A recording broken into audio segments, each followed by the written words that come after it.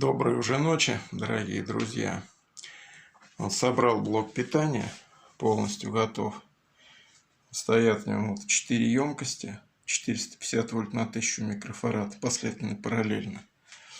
Анодное питание будет порядка 600 вольт. Но при токе выходных ламп где-то 80 миллиампер, может 75. Стоят вот диодные мосты 10-амперные на 1000 вольт и вспомогательные 2 по 2 ампера. Это питание смещения отрицательное, вот эта часть. А это 9 вольт переменка и 12 вольт, который питает реле времени. И будет запитываться вентиляторы охлаждения. Ну и светодиоды, соответственно, подсветки все.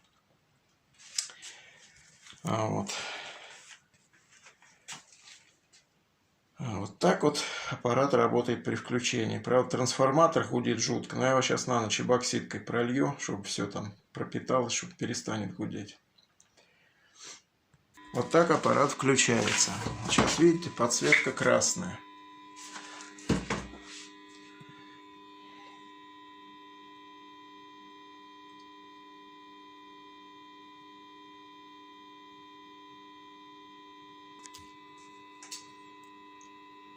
Вот теперь зеленая. Вот это в рабочий режим вошел.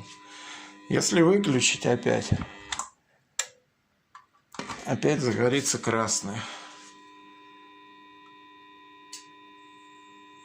Вот так вот меняется. Вот так вот работает реле времени. Завтра уже буду делать вот эти вот основные платы.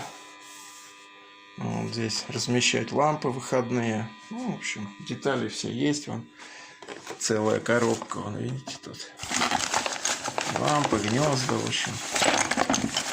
Все тут. Вот. А на сегодня, пожалуй, хватит. Вот так усилитель выглядит закрытым корпусом. И вот так вот он выглядит сзади.